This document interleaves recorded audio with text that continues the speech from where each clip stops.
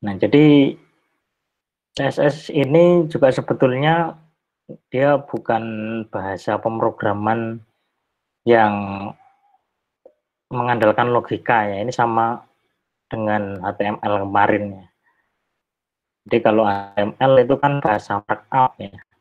Nah, kalau CSS ini fungsinya sebetulnya dia lebih ke bahasa styling ya, atau mudahnya kalau HTML itu berupa kode-kode HTML yang masih panjang ya ibaratnya ya. Nah, kalau kita ingin membuat kode HTML itu lebih bagus ya secara visual gitu ya, itu kita bisa tambahkan yang namanya CSS gitu. Jadi CSS itu ibarat aksesoris atau kosmetik dari HTML-nya gitu ya. Nah, ini di sini ada penjelasannya ya. CSS ini kan cascading style sheet ya. Ini salah satu bahasa pemrograman yang berguna untuk mengendalikan beberapa elemen. Jadi kata kuncinya ini ya, mengendalikan beberapa elemen dalam sebuah web sehingga lebih terstruktur dan seragam gitu ya. Nanti mungkin akan lebih konkretnya ya akan saya coba kasih contoh nanti ya. Jadi kita lihat dulu apa itu CSS ya. Nah, CSS menambahkan style pada halaman, meningkatkan dan memperbaiki penyajian isi halaman sehingga CSS bertindak sebagai lapisan yang mempengaruhi presentasi dari elemen HTML. CSS 3 merupakan update terbaru dari CSS versi sebelumnya. Ya, jadi kenapa di sini ada CSS, ada CSS 3 ya. Jadi 3 ini menunjukkan versinya gitu ya. Kalau kita bicara HTML5 itu pasti pelengkapnya adalah CSS 3 ya, bukan CSS 2. Tapi kalau HTML4 versi sebelum HTML5 itu pelengkapnya atau jodohnya itu pasti CSS 2 biasanya gitu ya. Nah, ini secara umum CSS 3 ini masih sama gitu ya dengan CSS 2. Hanya ada beberapa penambahan properti baru di dalamnya. Ya, ini juga ya mirip ya dengan HTML5. Kalau di HTML5 itu kan juga sama ya, ada beberapa elemen atribut baru gitu ya, yang tujuannya untuk mempermudah developer sebetulnya ya. Nah, di sini ada keunggulan atau kenapa ya menggunakan CSS 3 gitu ya. Tampilan website lebih dinamis dan lebih cepat aksesnya. Dengan menggunakan CSS 3 dapat mengurangi penggunaan gambar dalam mendesain tampilan website. Ya, jadi kalau kemarin kita ingin mengganti huruf itu ya, atau mengganti warna huruf atau mengganti oh, jenis ya, jenis huruf gitu ya. Nah, itu biasanya nanti yang mengelola itu sebetulnya adalah CSS-nya gitu ya. Jadi bukan HTML-nya. Kalau HTML-nya ya itu murni tag-tagnya itu aja ya. Kemarin ada tag paragraf, kemudian untuk membuat teks jadi bold, italic, miring ya. Kemudian ada cetak tebal, miring, dan seterusnya gitu ya. Nah, itu yang menghandle HTML-nya. Tapi kalau nanti urusannya dengan pewarnaan teks gitu ya, mengubah tampilan atau layout gitu ya. Nah, itu nanti yang mengelola adalah CSS-nya sebetulnya. Kita kan sering melihat web ya. Web itu kan yang umum biasanya di bagian atas itu ada header-nya ya, atau ada logonya gitu ya. Kemudian biasanya di bawah logo itu nanti ada menu-menunya ya dalam bentuk hyperlink gitu ya. Kalau kita klik, nanti dia akan masuk ke menu yang lain atau rubrik yang berhubungan itu ya. Ya mau web apapun pasti strukturnya kayak gitu ya. Nanti di sebelah kanan atau kirinya itu biasanya ada yang namanya sidebar gitu ya. Kemudian yang bagian paling bawah gitu ya, itu namanya nanti footer gitu ya. Nah, yang membedakan tampilan web satu dengan yang lain tentu adalah layout-nya ya, layout, kemudian desainnya gitu ya, karena itu yang bisa kita lihat ya. Kalau kita bicara HTML, CSS, JavaScript, ya itu kita nanti akan lebih ke visualnya gitu ya. Beda dengan PHP gitu ya. Kalau nanti Anda belajar PHP itu yang dilihat bukan tampilannya, tapi fungsionalitasnya gitu ya. Misalnya fungsionalitas untuk memproses formulir ya, yang pernah Anda pelajari kemarin ya. Kemarin kan Anda baru sebatas membuat tampilannya gitu ya. Nah, PHP-nya itu yang menghandle data-data yang diinputkan dari pengguna atau user gitu ya. Kelemahan penggunaan CSS3. Jadi ada kelemahannya, tapi ini sebetulnya bisa dibilang hampir nggak ada ya kalau misal Anda menggunakan browser yang paling baru ya. Jadi ini memang kalau browsernya masih versi yang lama gitu ya, itu CSS3 kadang uh, dia nggak support ya. Tapi browser-browser yang baru yang ada sekarang itu pasti semuanya udah support ini ya. Jadi nggak perlu khawatir.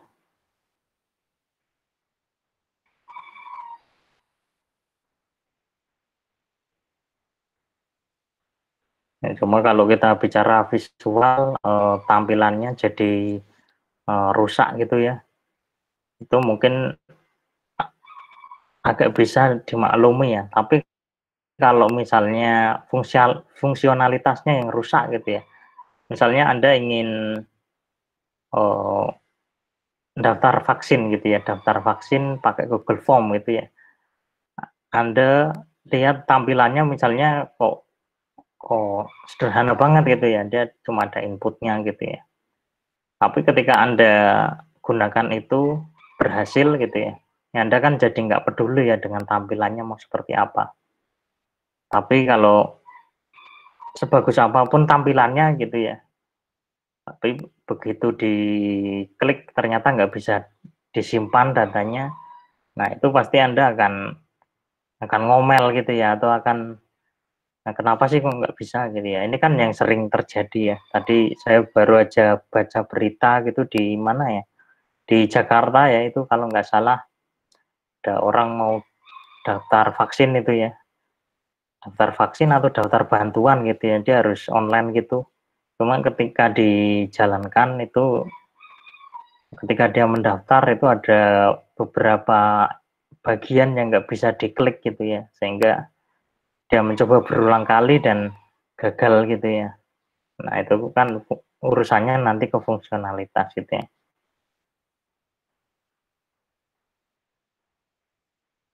Nah, fungsi dari CSS ini ya, kita bisa mengubah desain dari teks, warna, gambar, dan latar belakang dari hampir semua kode teks HTML.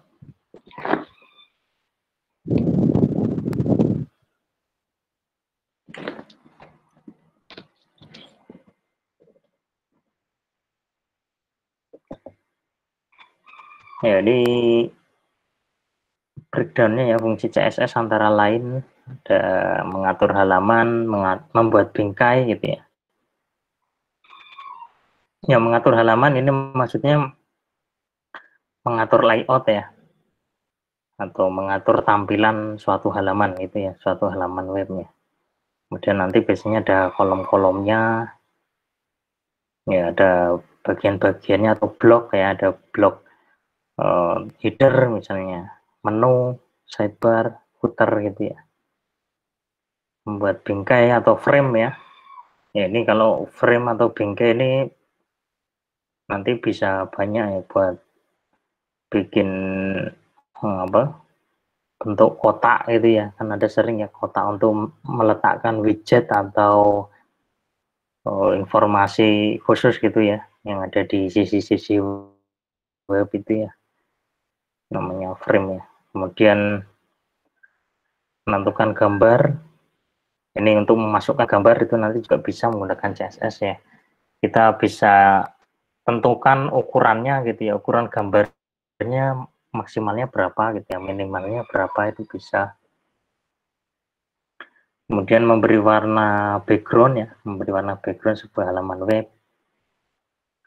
Kemudian mengatur lebar tinggi ya, kemudian spasi atas bawah gitu ya. Nanti di contohnya itu ada ya. Lebar. Nanti ada istilah ini ya, kalau mengatur lebar dan tingginya ada istilah padding dan margin gitu ya. Nah, kemudian skenario pengaturan tampilannya. Ya, ini ada diagram sederhana yang sebetulnya menjelaskan ya hubungan antara HTML dan CSS gitu ya. Ini yang bagian isi, ya isi itu yang mengelola adalah HTML-nya gitu ya. Tapi tampilannya itu yang mengelola adalah CSS-nya gitu ya. Jadi dengan konsep ini menjadi lebih mudah kita mengaturnya nanti. Kemudian yang selanjutnya, nah ini aturan penulisan CSS 3. Jadi yang namanya kode CSS itu nanti bentuknya sebetulnya hanya berisi set ya, set instruksi atau daftar instruksi ya, yang memerintahkan browser untuk mengikuti aturan dan mengubah tampilan elemen HTML. Nah, sebetulnya formatnya itu sangat sederhana ya, seperti ini ya. Dia nggak seperti, atau Anda jangan membayangkan seperti kode-kode misalnya kalau Anda pernah belajar C++ gitu ya. Ya itu jauh berbeda, ini jauh lebih sederhana. Di isinya hanya set instruksi seperti ini. Ini formatnya yang ada di kotak berwarna biru. Sini ada div ya. Nah, ini istilahnya ini adalah selektor ya. Div itu elemen dalam HTML ya. Jadi nanti kita bisa panggil selektornya bisa berdasarkan nama elemen atau tag-nya atau berdasarkan nama atributnya. Kita bisa panggil ID-nya atau kelasnya gitu ya. Nah, nanti seperti ini kita mau memformat apa nih gitu ya. Kita panggil dulu, kemudian kurawal seperti ini ya. Dibuka dan ditutup dengan kurung kurawal. Nah, contohnya ini ya, kalau kita ingin memformat semua teks yang ada di elemen div itu menjadi Verdana, ya formatnya seperti ini, font strip family. Nah, ini namanya property ya. Font strip family ini sudah terdaftar di CSS-nya. Kalau ini kita nggak bisa sembarangan ya ngisinya. Tergantung tujuannya ya, mau mengubah font misalnya ini pakai font family, mengubah teks, warna teks ya, itu menggunakan color gitu ya. Nah, yang sebelah kanannya ini atau di sebelah tanda titik 2 ya, titik 2-nya ini adalah pemisahnya sebetulnya. Jadi nanti selalu formatnya seperti ini. Properti diikuti titik 2, kemudian kita isi dengan nilai atributnya apa gitu ya. Ini nanti bisa diubah ya. Font family-nya misalnya kita mau Arial ya, ini tulis saja Arial di sini. Kalau font-font yang sudah umum itu kita bisa langsung ketik di sini ya, tapi kalau nanti Anda ngambil dari Google Fonts misalnya gitu ya, yang free gitu ya, itu nanti Anda harus deklarasikan dulu link ke Google Form-nya itu ya, atau library-nya itu ya. Ya, ini selektornya ada penjelasannya ya, bagian HTML yang akan diatur melalui stylenya itu ya. Ya, ini bagian mengakhiri propertinya, kurung kurawal tutup ya. Ini nama properti, kemudian diikuti nama nilai properti atau value-nya ya.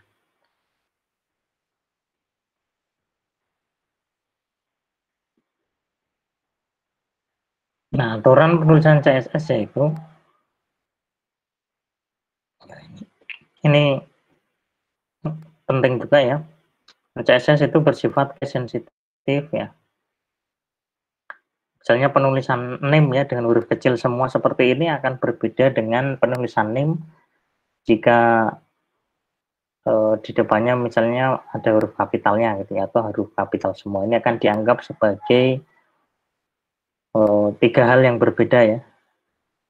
Meskipun kalau di eja itu sama-sama name gitu ya. Kemudian yang kedua, pemberian nama usahakan memiliki makna gitu ya. Ini tujuannya ya sama sebetulnya ya, ini kalau dalam banyak bahasa juga sebaiknya kalau kita ngasih atau memberi nama suatu, entah itu fungsi, variabel gitu ya, termasuk ini ya elemen nanti kalau di HTML, yaitu menggunakan nama yang punya makna gitu ya. Misalnya ada banner di situ ya, ya ditulis aja banner gitu ya. Nggak perlu disingkat misalnya jadi BNR gitu ya, itu kan kalau Anda sendiri yang coding mungkin nggak bingung ya, tapi bayangkan kalau kode Anda itu misalnya diedit oleh orang lain gitu ya, kadang dia akan tanya dulu ya BNR ini apa sih gitu ya. Ya kalau kita nggak jelaskan ya dia akan lebih lama ya mencarinya ya, mencari tahunya. Kemudian tanda strip dan underscore itu diperbolehkan ya untuk penulisan nama. Penulisan nama tidak boleh menggunakan angka, tapi spasi atau tanda lain tidak diperkenankan ya. Jadi bisa menggunakan angka, tapi kalau spasi atau yang lain-lain ya karakter yang lain itu tidak diperkenankan. Biasanya kalau CSS cukup pakai penamaan menggunakan huruf aja ya, biasanya yang lazim seperti itu. Atau kalau misalnya lebih dari dua suku kata gitu ya, lebih dari satu suku kata itu bisa dipisahkan dengan tanda ini aja underscore atau strip gitu ya. Atau bisa juga dengan kombinasi huruf besar dan huruf kecil ya. Itu cuma itu tadi ya harus diperhatikan bahwa CSS itu case sensitif. Nah, ini contoh penulisannya. Nah, mungkin saya coba demokan di sini ya.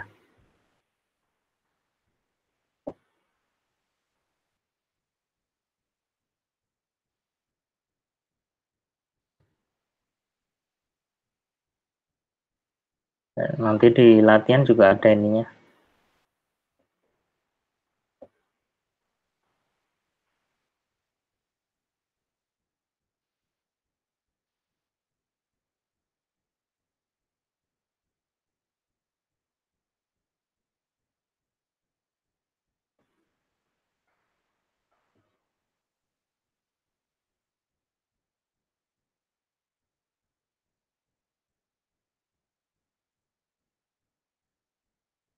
Ini saya buat dulu HTML-nya ya.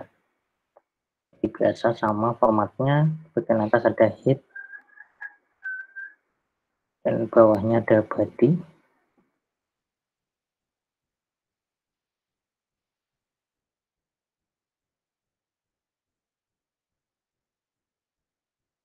Ini title-nya kita kasih judul latihan CSS ya.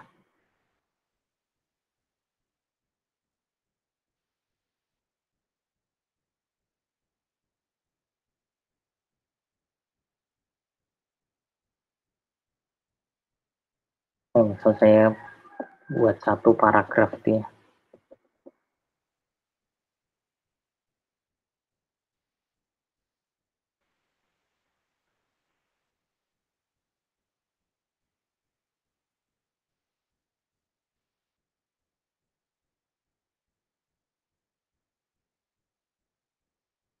Saya buat dua paragraf aja deh ya. Ini ada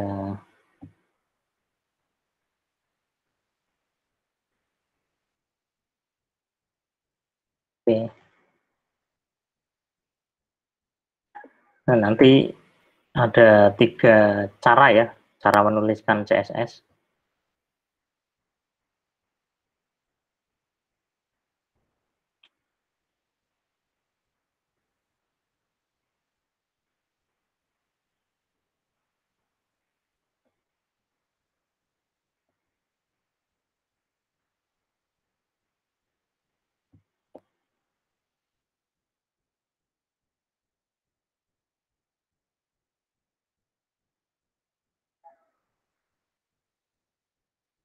Ya, kalau seperti ini kodenya masih murni ya, masih murni HTML ya. Di sini nggak ada CSS-nya sama sekali ya. Nah, ada 3 cara nanti menyisipkan kode CSS ini ya. Ada teknik namanya embedded style sheet, kemudian inline style sheet, dan linked style sheet ya. Nah, ini nanti boleh Anda gunakan ya, salah satunya, atau digabung juga nggak masalah itu ya. Tapi biasanya yang paling lazim, yang paling rapi nanti kalau dipakai, ini pakainya yang model embedded ya. Embedded atau nanti boleh juga yang menggunakan yang linked ya. Ini ya. Jadi kalau yang linked ini sebetulnya mirip dengan yang embedded, cuma file CSS-nya, kode CSS-nya itu diletakkan di file yang terpisah. Oke. Nah, cara menuliskan CSS itu selalu di dalam head ya, bagian head-nya ya. Nah, nanti jadinya seperti ini ya. Nah, jadi selalu ini ditulis seperti ini. Nah, kalau copy paste harus pilih ya. Ini bisa jadi nggak terbaca ya. Misalnya kayak gini ya. Ini tadi awalnya kayak gini ya. Nanti bisa kita cek di browser, salah tanda petik aja gitu ya, itu kodenya bisa jadi nggak jalan ya. Misalnya saya ingin membuat judul artikel ini ya, kalau tadi kan warnanya ini defaultnya hitam ya, saya ganti warnanya jadi merah ya. Kalau kemarin Anda mengubah warna itu kan langsung di sini ya. Oh, pakai apa itu kemarin? Font color ya kalau nggak salah ya. Tapi kalau di sini Anda cukup panggil, kalau warna itu berarti menggunakan color ya. Misalnya colornya jadi merah ya atau red ya. Saya refresh. Nah, ini dia pasti nggak bisa. Kenapa ya? Ini tadi ya, karena tanda petiknya. Nah, ini harus hati-hati. Ini petiknya tanda petik 2 ya, atau petik 1 juga bisa. Nah, ini yang, yang ada di dalam ini warnanya jadi berubah. Ya. Ini harusnya udah berubah ini kalau saya refresh. Ya, ini ya. Warnanya udah jadi merah.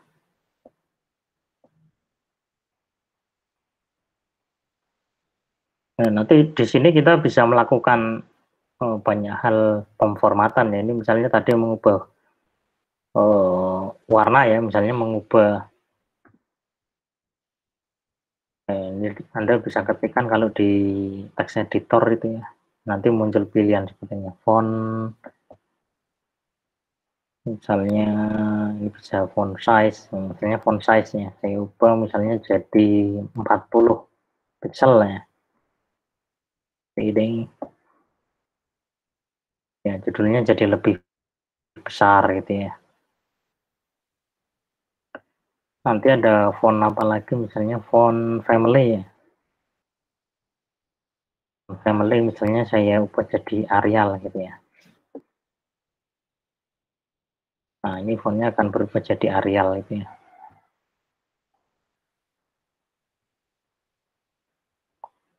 Kemudian saya ingin memformat bagian paragrafnya misalnya gitu ya. Kita panggil aja ini P gitu ya. Jadi kalau memanggil tag atau elemen itu cukup langsung ditulis saja P gitu ya. Nah, nanti ada beberapa cara, misalnya P-nya itu saya kasih ada kelas gitu ya,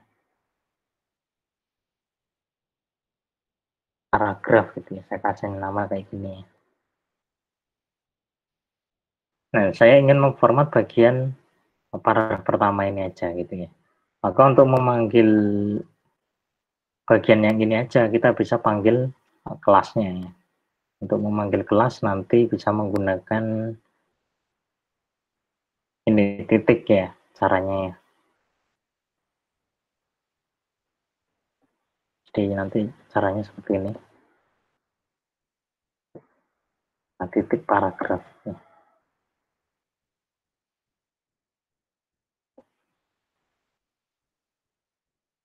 Ini untuk membandingkan perbedaannya ya.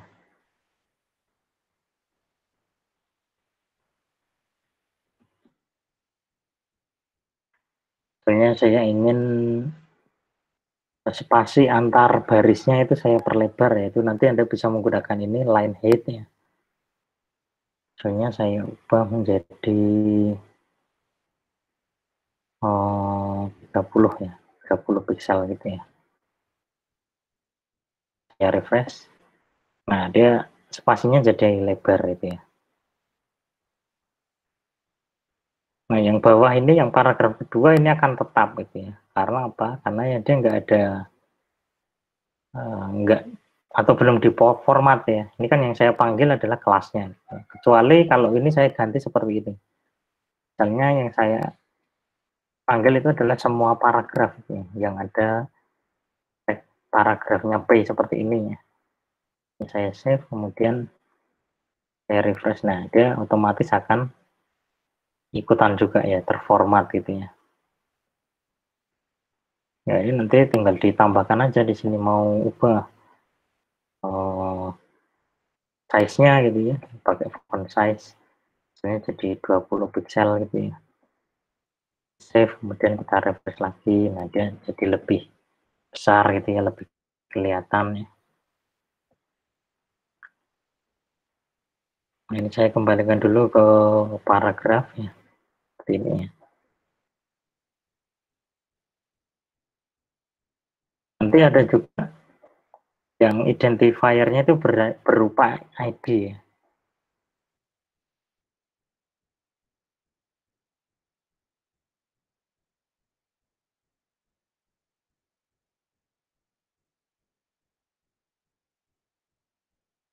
Saya kasih nama seperti ini ya, ID paragraf 2 ya. Ini cara manggilnya kalau ID itu menggunakan tanda pagar seperti ini ya.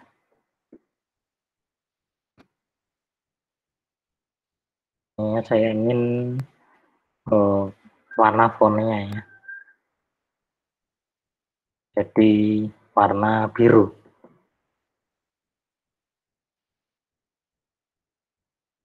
Kemudian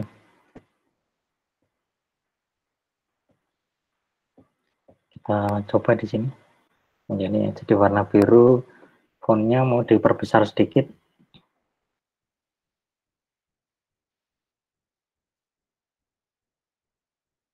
Jadi berapa, misal 24 ya.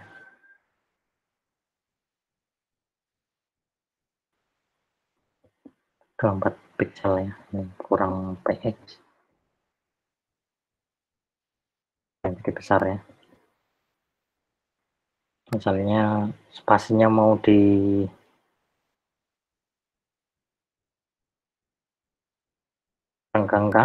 juga bisa. Jadi 32 misalnya. Ini. Anda bisa lihat perbedaannya ya. Kalau ID itu pakainya yang ini ya, pagar, tapi kalau yang kelas ini pakai yang titik ya. Ini cara mengaksesnya. Jadi nanti bisa seperti itu. Ada 3 nanti caranya. Ini ada di poin 8 ya, selektornya ya. Kita bisa manggil berdasarkan ini tag-nya langsung ya. Kemudian kelasnya itu nanti di depannya harus ada tanda titiknya seperti ini ya. Kemudian ID, kalau ID pakainya tanda pagar seperti ini.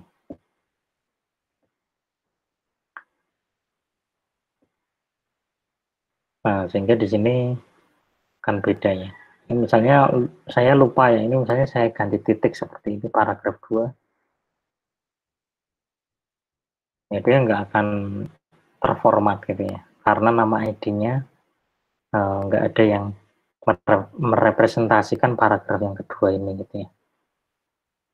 Ini harusnya pagar seperti ini. Nah, itu tadi 3 jenis selektor ya. Kemudian kita kembali lagi ke yang tadi ya. Tadi saya sempat bilang ada 3 cara menuliskan CSS ya. Kalau yang cara seperti ini namanya embedded ya. Kalau yang linked style sheet ya, itu kita harus bikin satu file lagi ya. Ini bisa dikopas saja.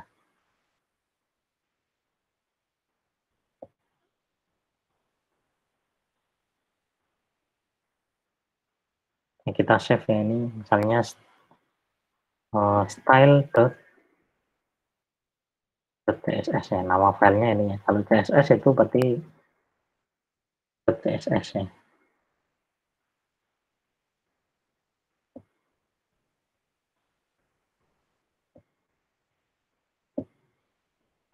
Style 1 karena sama, ada yang sama filenya.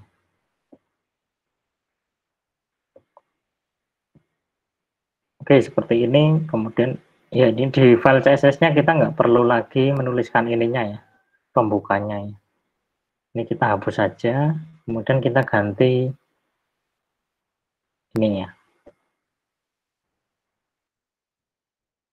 baris. Nah, ini jadi dulu nih tanda petiknya nggak sesuai. Nah, ini wajib seperti ini ya, menggunakan link, kemudian ada relnya ini sama dengan style sheet. Nah, href-nya ini disesuaikan dengan nama file CSS yang akan kita gunakan ya. Tadi kan namanya style 1.css ya. Ini tetap ya, type-nya teks garis miring CSS ya. Oke, kita buka di browser. Ya, ini hasilnya akan sama ya. Tapi kalau ini saya hapus misalnya, linknya ini saya hapus ya. Nah, dia akan berupa kode HTML yang benar-benar telanjang gitu ya, tanpa CSS ya. Jadi itu salah satu fungsi dari CSS ya. Ini tanpa CSS, kemudian kalau dengan CSS ya ini seperti ini.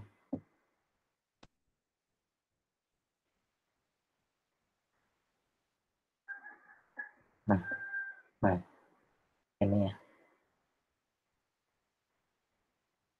Nah, cara seperti ini tadi ya, yang linked CSS ya. Ini sebetulnya kalau isinya ini ya sama ya. Formatnya selalu seperti ini. Termasuk cara memilih selektornya gitu ya. Ini yang membedakan hanya metodenya ya. Kalau tadi kan embedded ya. Embedded itu artinya ada di file yang sama, tapi kalau di luar seperti ini berarti linked ya. Kan Anda kalau mendownload halaman web ya di internet, kadang yang Anda download itu biasanya ada file HTML-nya, ada file CSS-nya gitu ya. Ada file CS-nya ya kadang-kadang ya. Nah, itu yang membedakan ya. Kalau seperti itu, kalau CSS-nya di luar berarti dia yang linked-nya. Kalau embedded atau kadang disebut juga dengan ini ya, internal ya. Internal style sheet ya. Nah, kemudian ada satu lagi yang tadi belum dijelaskan. Ini namanya adalah inline style sheet ya. Nah, inline style sheet itu contohnya seperti ini. Jadi dia tentunya langsung ya. Ini sebetulnya jarang dipakai karena kurang efektif biasanya. Ini sering dipakai dulu di HTML versi sebelumnya cara ini. Misalnya saya di sini membuat satu paragraf lagi ya. Ini saya copy paste aja di sini. Ya, ID-nya saya hilangkan.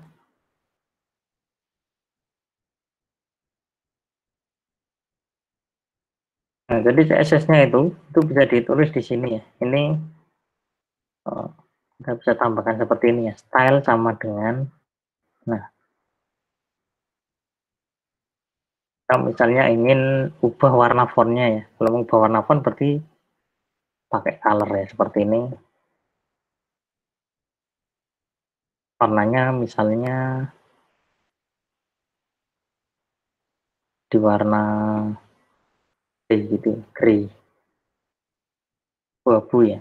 Nah, ini cara penulisannya juga sama ini. Di color titik dua grey, kemudian selalu diakhiri dengan tanda titik koma ya. Ini di CSS juga sama ya. Ini selalu diakhiri dengan tanda titik koma ya, jangan lupa. Dan untuk memisahkan ini ya, atributnya dan nilai atributnya ini menggunakan titik dua seperti ini. Oke, sekarang kita coba. Nah, ini Anda lihat warnanya jadi warna grey gitu ya. Nah, ini namanya inline style sheet ya.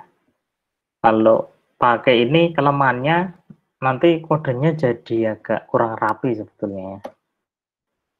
Ini kalau baru satu seperti ini mungkin nggak masalah ya, tapi Anda bisa bayangkan kalau paragrafnya itu atau nanti mungkin bentuknya bukan paragraf ya, ada bagian headernya, footernya gitu ya. Nah, ini masing-masing dikasih ini ya style kayak gini ya, satu persatu itu kan jadi lebih sulit dibaca ya. Dibandingkan kalau kita kumpulkan seperti ini ya, ini akan lebih mudah dibaca sebetulnya.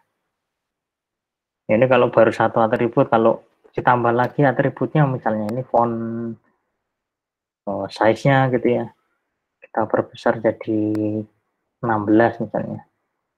Nanti masih nambah lagi di sini misalnya font family-nya ya. Ini diubah jadi Georgia misalnya.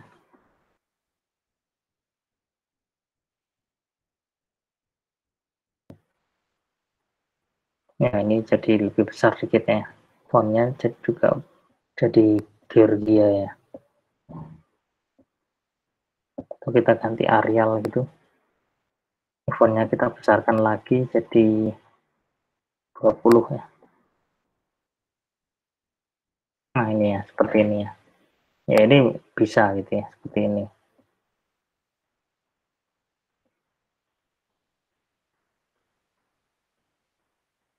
Ya, jadi itu ya ada 3 jenis tadi menggunakan embedded, kemudian ini yang linked ya, yang diletakkan dalam satu file CSS, kemudian kalau yang pakai seperti ini style di dalam elemen HTML-nya ini namanya inline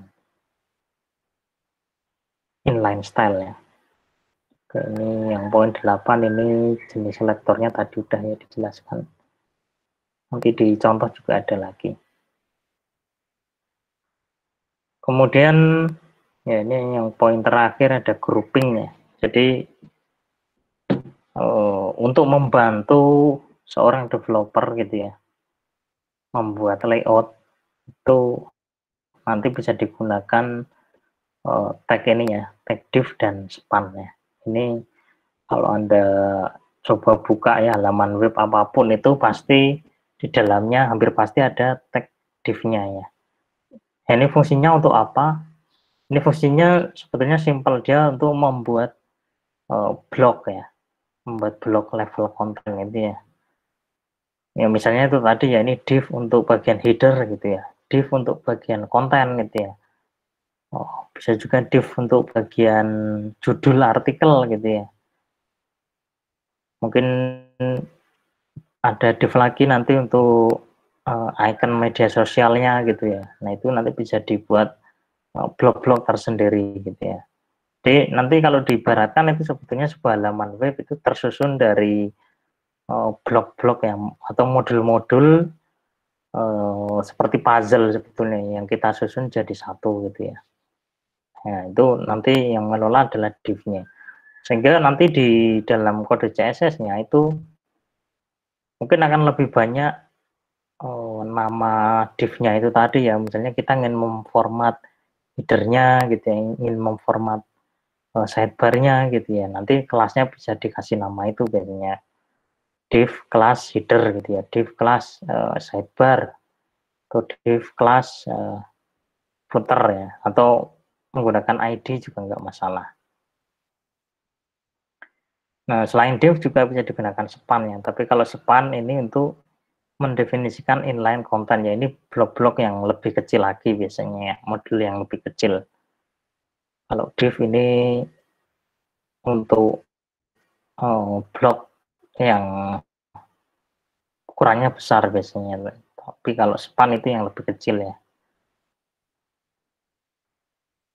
Nah, kalau div ini membagi halaman secara otomatis ya, tapi kalau span ini mengatur konten tanpa membagi halaman ke dalam bagian-bagian kecil ya, dia hanya mengumpulkan aja sebetulnya kalau span ya, seperti itu.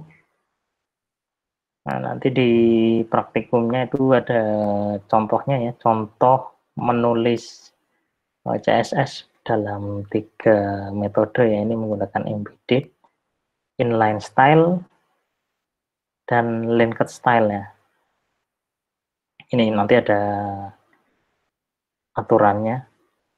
Ini ya tadi HTML dan CSS dipisah. Lebih mudah untuk mengatur dan mengubah tampilannya. Dianjurkan untuk pengerjaan sebuah desain web ya, ini kode CSS dijalankan dengan cara memanggil file ini ya, .css yang telah dibuat. Ini ada 2 file nanti kalau yang linked style ya, file HTML-nya dan file CSS. Jika kalau dilihat di sini ini bersih ya, bersih dari CSS ya kebetulan ya, karena ya ini CSS-nya ditaruh di file yang terpisah itu. Kemudian nanti yang terakhir ini latihan untuk menggunakan selektor ya. Nanti ada selektor ini yang bentuknya ID, ada yang bentuknya kelas, ada yang bentuknya elemen biasa. Ini contohnya yang H1 ini ya. Oh, ini masih ada lagi ya. Yang terakhir ini yang yang grouping ya. Yang grouping ini ya, nanti Anda bisa ketik ini dan lihat hasilnya seperti apa itu ya. Untuk lebih jelasnya yang mengenai div dan span ya. Ya, ini nanti ada beberapa atribut di sini. Background color ini berarti untuk mengubah warna background, font size, family, color ya. Selain ini untuk membuat isi dari blok kontennya itu mau dibuat rata tengah, rata kiri, rata kanan, itu bisa ya. Kemudian width-nya ini lebarnya gitu ya. Oke, sampai di sini ada pertanyaan?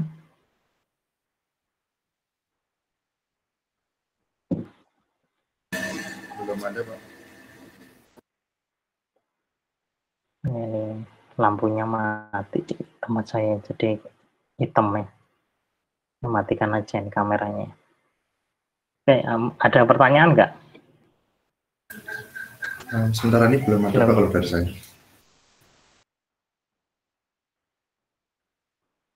Oke, kalau tidak ada nanti ini masih ada waktu.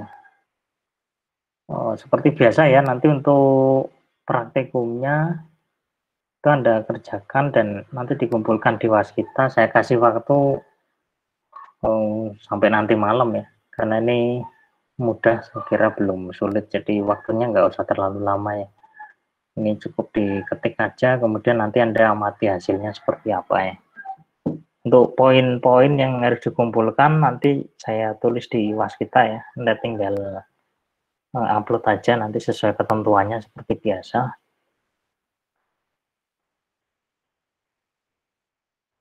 Iya, Pak, siap, Pak. Ya, kalau nggak ada, Anda bisa kerjakan ya dari sekarang. Nanti kalau ada pertanyaan bisa ditanyakan ke asisten atau ke saya ya, bisa di grup WA juga gitu ya. Ya, untuk presensinya jangan lupa ya, saya bagikan ulang aja di ini ya. Nah, udah